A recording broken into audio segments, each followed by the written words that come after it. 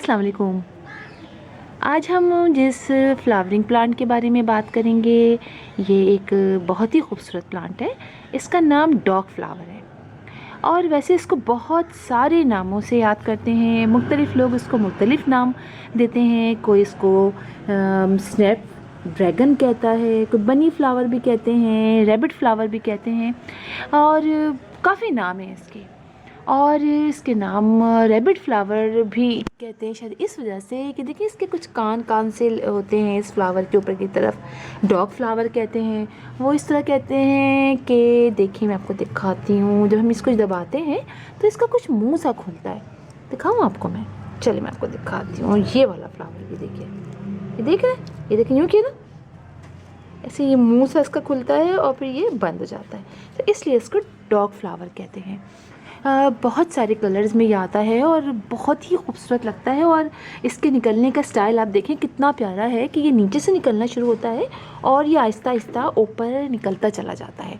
और जब नीचे निकलता चला जाता है तो नीचे वाले फ्लावर्स सूखते चले जाते हैं। मतलब आप समझिए जब ये सूख से जाते थोड़े से तो हम इसको पिंच कर देते हैं, इसलिए कि वो एंड हो जाता है उनका, मैच्योर हो चुके होते हैं तो हम उनको पिंच कर देते हैं ताकि उसमें सीड ना बने। और मैंने ये किया नहीं था, ये तो खुद ही झड़ गया। मैंने आपको सोचा था दिखाऊंगी कि देखिए सीड कैसे बनते हैं। ये आपको दिखाऊं? ये देखिए, ये ऐसे इसको मैं इसको निकालती हूँ। ये मैंने निकाला और ये देखिए, ये जो है ना, ये इसका सीड पॉट है।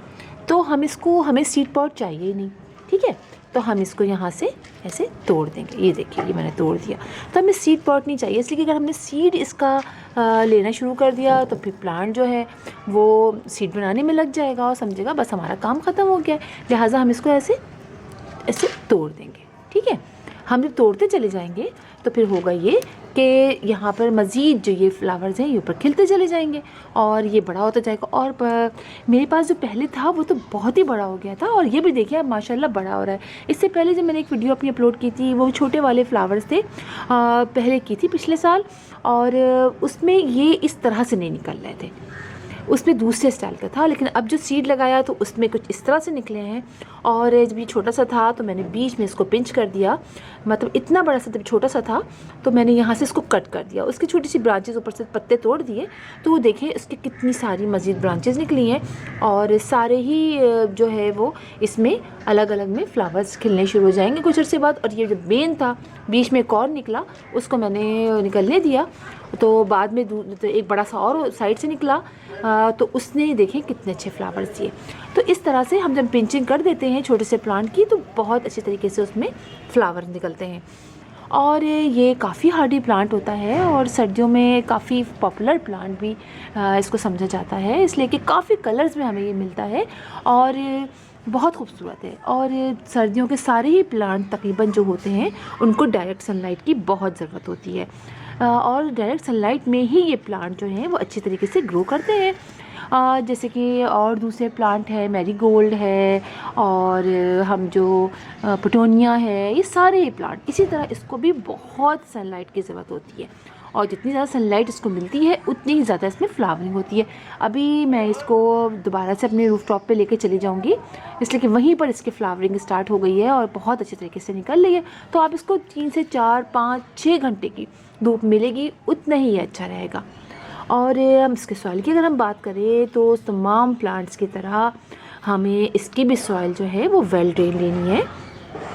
वेल ड्रेन सॉइल तो आप लोग समझ ही गए होंगे, जिसके अंदर हम कोकोपीट और सैंड ये सब मिला के जो हम बनाते हैं, इसको इस तरह आप तैयार कीजिए कि एक हिस्सा आप जो है वो सैंड ले लीजिए या बालू मट्टी जो भी आपके पास हो वो ले लीजिए, एक हिस्सा आप गोबर की खाद ले लीजिए और एक हिस्सा जो नॉर्मल सॉइल आप यूज़ करते हैं जो भी है वो ले लीजिए।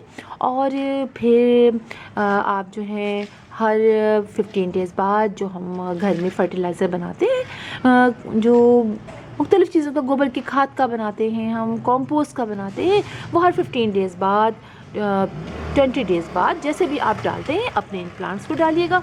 तो जितने बाकी फ्लावरिंग प्लांट्स हैं उनको भी डालिएगा, तो सब में ही फ्लावर्स अच्छी तरह से आएंगे और उनकी ग्रोथ बहुत अच्छी होगी। और दूसरी बात ये कि पानी की बात करेंगे हम, तो पानी ये कि जिस तरह सारे फ्लावरिंग प्लांट्स को जो है वो हल्की हल्की मॉइस्ट मिट्टी रखनी है। तो देखिए मॉइस्ट मिट्टी क्यों रखी जाती है। अब जैसे हमने पानी डाला आज, ठीक है, आज पानी डाला और आपने देखा कि इसकी मिट्टी खुश्क हो गई है, लेकिन आप समझ रहे हैं कि भाई अब तो कल ही पानी डालना है, तो ऐसा नहीं है। आप देखेंगे यहाँ पर, अगर इसकी सॉइल आप देखेंगे कि हाथ से टच करके ये वैसे भी खुश्क हो गई है, और तो हटा के देखेंगे लगेगा काफ़ी खुश्क है। तो आप अगर आपको लगे कि दिन में 2 बार डालना पड़ रहा है इसको, थोड़ा सा मौसम ऐसा है, तो आप 2 बार डालिए। ये नहीं करना है इसलिए कि देखिए इतने सारे फ्लावर्स निकलते हैं। जब इसमें मिट्टी में पानी की कमी हो जाती है तो इनके लीव्स भी गिरने से लग जाते हैं, फिर फ्लावर भी सूखने लगते हैं, और हमें तो भी फ्लावर्स चाहिए क्योंकि सर्दियां हैं और सर्दियों में तो ये है इसका सीज़न। तो अब हम इसको देर करेंगे ना तो फिर इसके फ्लावर्स में वो कलर नहीं आता। इसलिए मिट्टी हमें मॉइस्ट रखनी है। पानी हम डाल देंगे और वेल ड्रेन सॉइल लेंगे तो पानी नीचे से निकल जाएगा, हमारी मिट्टी मॉइस्ट रहेगी। तमाम फ्लावरिंग प्लांट्स के लिए आप याद रखें सर्दियों के कि उनकी मिट्टी को आपने मॉइस्ट रखना है, ठीक है, और उसके लिए पानी का ख्याल रखना है आपने।